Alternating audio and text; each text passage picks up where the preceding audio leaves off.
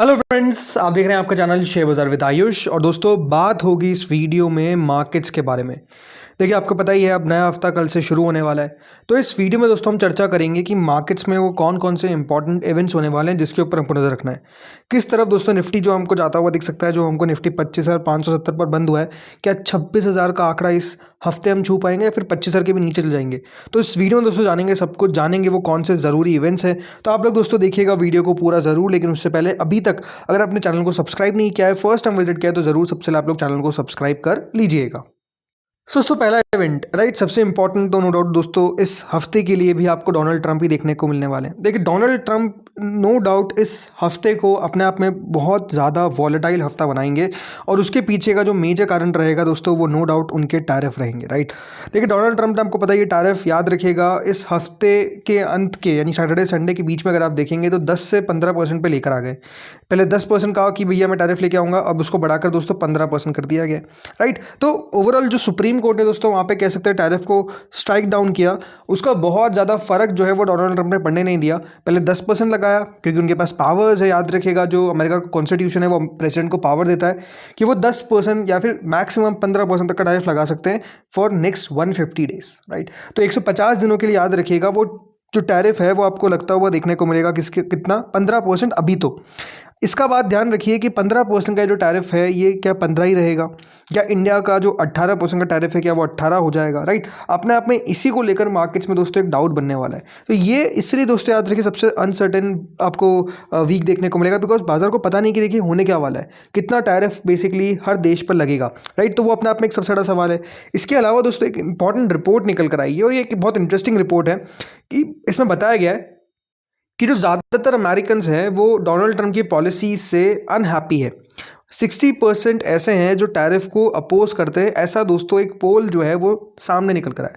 तो अब समझिए कि डोनाल्ड ट्रंप के खिलाफ अगर 60% तक की जनता वहाँ पे नज़र आ रही है, तो ये पॉलिसीज़ क्यों डोनाल्ड ट्रंप बनाते हैं। देखिए, एक बात डोनाल्ड ट्रंप की क्या है कि अगर वो कोई काम करते हैं तो चाहे देखिए सब लोग उसको गलत बोले, अगर डोनाल्ड ट्रंप को लग रहा है कि नहीं ये सही है तो वो करके रहेंगे। ये डोनाल्ड ट्रंप की आप कह सकते हैं एक तरीके की पर्सनालिटी है। राइट, पहली बात कभी गलती माननी नहीं, और अगर गलती उनको लगता है कि हो गई है तो वो ऐसा प्रूफ कर देंगे कि भैया मेरी गलती कुछ नहीं थी, ये तुम्हारी गलती थी कि तुमने मुझे गलत समझा। राइट, तो इस तरीके का याद रखिए डोनाल्ड ट्रंप का ओवरऑल व्यक्तित्व आप कह सकते हैं।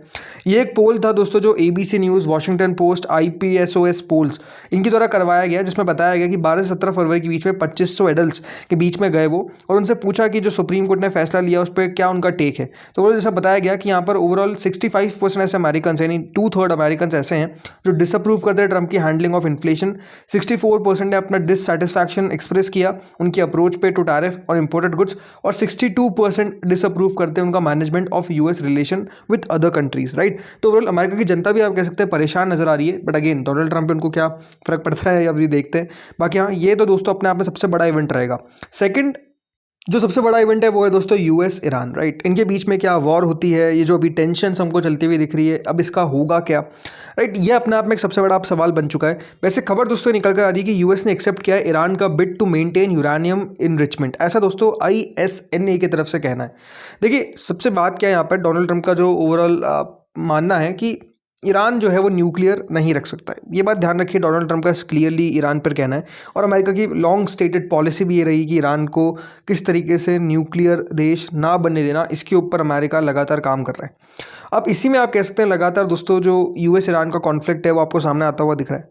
अब खबर ये आ रही है दोस्तों कि इसमें बताया गया है कि ईरान अपना न्यूक्लियर एनरिचमेंट पूरी तरीके से यहाँ पर बताया जा रहा है नहीं रोकेगा, और वो जो बातचीत चली है US और ईरान के बीच में जेनेवा में, उसमें कहा गया है कि stop nuclear enrichment fully. Right, उसको डिसमिस कर दिया गया, उसको कंप्लीटली उसको डिसमिस कर दिया गया है। लेकिन ऐसा बताया जा रहा है, जो डिप्लोमेट के द्वारा बताया गया है कि आइडेंटिफाई किया गया कि फेमिलियर जो ओवरऑल डिस्कशंस है उसमें बताया गया है कि नेगोशिएशंस इस तरीके से चल रहे हैं कि अपना जो न्यूक्लियर प्रोग्राम पे काम नहीं करेगा, लेकिन यूरेनियम इनरिचमेंट पे काम हो सकता है कि ईरान की तरफ से किया जाए, राइट। अब इस पे कहना मुश्किल है कि देखिए आगे निकल कर क्या और अपडेट्स आते हैं, बट ऐसी खबर आई है। तो ये अगर ऐसी खबर रहती है और दोनों के बीच में देखिए बातचीत होकर सुलह हो जाती है चीज़ें, तो बहुत बढ़िया।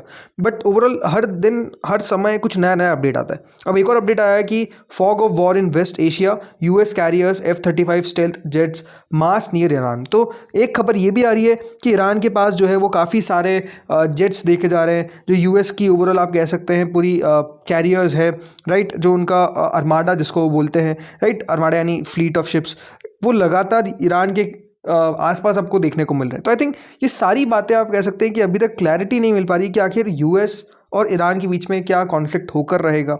आज एक खबर आई थी कि खमैनी ने आदेश दे दिए उनके डिप्यूटी को कि कुछ भी वो फैसला ले सकते हैं। तो मतलब अपने आप में आप समझिए कि बहुत सारी चीज़ें यहाँ पर होती हुई दिख रही है। तो इसीलिए मार्केट्स इस पॉइंट पर भी, इन दोनों के बीच में भी अगर इस तरीके से आप कह सकते हैं कि लगातार अनिश्चितता बनी रहेगी, तो मार्केट्स को पसंद नहीं है, और ये अभी तो देखने को मिल रहा है। इसके कारण हुआ क्या? इसके कारण दोस्तों जो तेल है वो अपने आप में और एक्शन में रहेगा। ऑलरेडी दोस्तों ब्रेंट क्रूड जो है वो $71.76 के आसपास पहुंच चुका है। इसके अलावा WTI क्रूड भी $66.48 के आसपास पहुंच चुका है। तो बात क्या है कि कच्चा तेल भी आप देख सकते हैं कि दोस्तों लगातार यहाँ पर आपको बढ़ता हुआ देखने को मिल रहा है। $70 के पार कच्चा तेल जाना, it's not a very positive sign for the markets, right. तो $70 के ऑलरेडी पार जा चुका है, और क्यों गया उसके पीछे का रीज़न हम समझ सकते हैं, क्योंकि लगातार दोस्तों इनके बीच में टसल देखने को मिल रही है, तो वो मार्केट को पसंद नहीं है।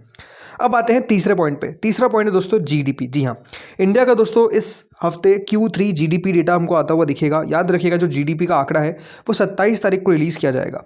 अब एक्सपेक्टेशन क्या है ये बात ध्यान रखिएगा। जो ओवरऑल पिछली बार डेटा निकल कर आया था Q2 का, उसमें 8.2% की ग्रोथ आपको देखने को मिली थी जीडीपी में। इकरा का दोस्तों ये मानना है कि 7.2% पर इस बार दोस्तों ग्रोथ देखने को मिल सकती है, राइट। 7.2% के आसपास जो है वो हमारी जीडीपी रहने का अनुमान बताया जा रहा है। तो पिछली बार से अगर आप कंपेयर करेंगे तो नो डाउट 8.2% से 7.2% पे आ जाएंगे। क्यों उनकी मैं बात कर रहा हूँ, तो थोड़ी सी आपको जो ओवरऑल स्लोअर एक्सपांशन है वो देखने को मिलेगा सर्विसेज के अंदर, एग्रीकल्चर के अंदर, डिस्पाइट इंप्रूव्ड इंडस्ट्रियल परफॉर्मेंस। तो इस बार दोस्तों थोड़ी सी जीडीपी आप कह सकते हैं Q-on-Q बेसिस पे आपको कम होती हुई देखने को मिल सकती है। इस प्रकार का एक्सपेक्टेशन बताया जा रहा है। पिछले साल दोस्तों जो जीडीपी थी वो 6.2% से आपको ग्रो करती हुई देखने को मिली थी Q3 के अंदर, तो उसके हिसाब से आंकड़ा देखेंगे तो वो बेहतर ही है। सो अब देखते हैं यहाँ पर किस तरीके का नंबर निकल कर आता है। सबसे ज़्यादा इंपॉर्टेंट रहेगा हमारे मार्केट्स के लिए तो ये बात ध्यान रखिएगा कि इस बार जीडीपी का आंकड़ा किस तरीके का आता है। फिर दोस्तों आता है ग्लोबल इकोनॉमिक डेटा, राइट। ये भी अपने आप में बहुत इंपॉर्टेंट है। इस हफ्ते दोस्तों यूएस के वीकली जॉब्स क्लेम्स के आंकड़े आते हुए देखने को मिलेंगे। पीपीआई का आंकड़ा आता हुआ नजर आएगा। Factory orders along with speeches from several FOMC officials, ये भी बाजार देखेगा।